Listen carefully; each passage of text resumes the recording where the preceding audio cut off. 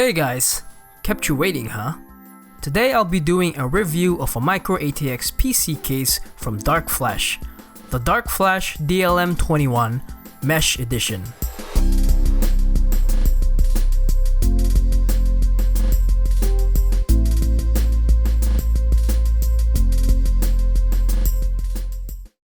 The DLM21 is a good value M-ATX case that is priced fairly for the amount of features you're getting.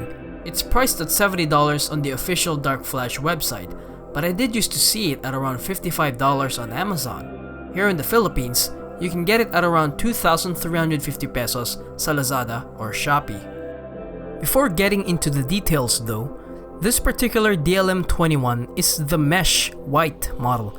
There are also different colors to choose from, as well as either a mesh front panel or a closed one, but they still retain the same design.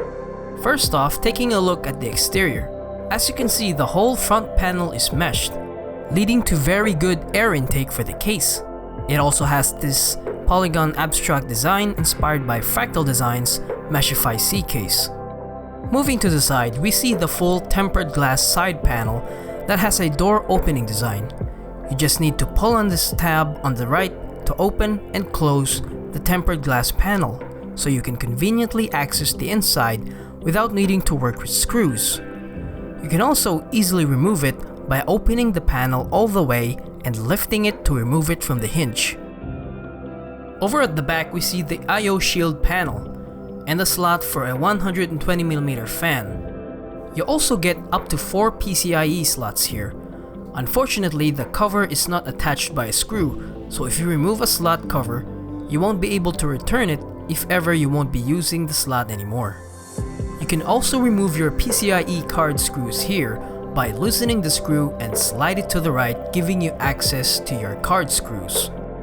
And at the bottom, of course, is your standard 4-screw mounting for your power supply.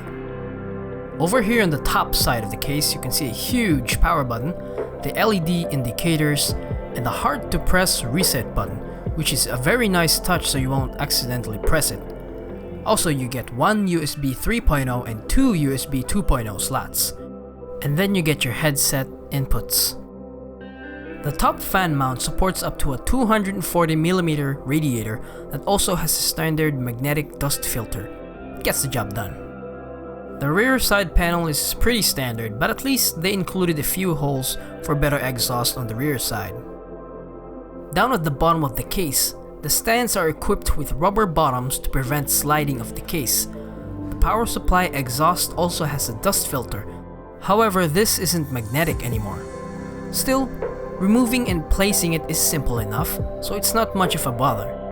You can also remove the drive cage if you want more space underneath the shroud.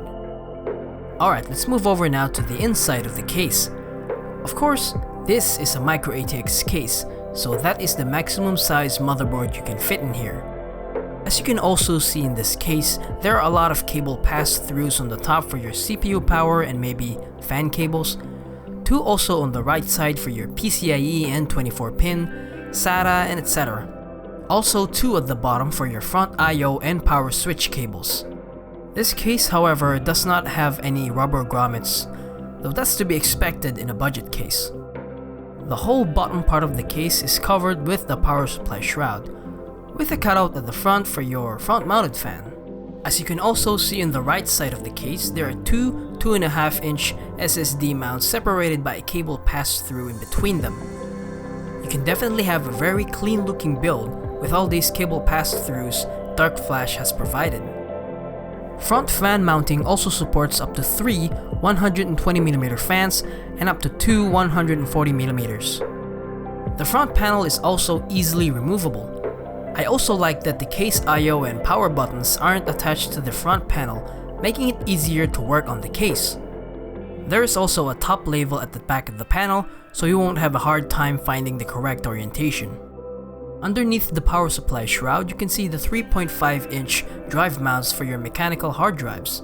You can mount up to 2 on this drive bay. Exhaust holes also at the bottom for your power supply. While this case have little space to work on your cable management, they did include a lot of tie-down points spread throughout the rear side for your zip ties. Speaking of zip ties, DarkFlash also included in the case 5 zip ties, a fiber cloth, and some necessary screws for drive mounting, motherboard standoffs, power supply screws, and such. Alright, that's about it for the case details.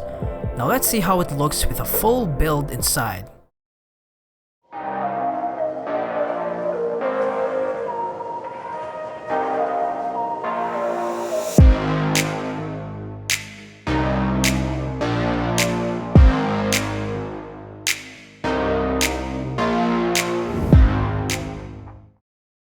So yeah, there you go. A very good looking build if I do say so myself. Cable management wise, this is not my best work, though I think the build still turned out neat. Really made it easy by all those cable pass-throughs. But to quote Jay, I digress. While this is my first time building in a micro ATX case, all in all it was fairly easy in this build due to all the convenient features DarkFlash has incorporated in this case. Overall, I think this case is a great value because it's all good functionally, aesthetically, and well, due to its budget price point, financially too. This is not one of the best PC cases by all means, but to its current price range, I'd say it is. So that's it for my review of the DarkFlash DLM21 Mesh Edition. This is Big Boss from Midnight Gaming Central. See you on the next one. I hope it's soon.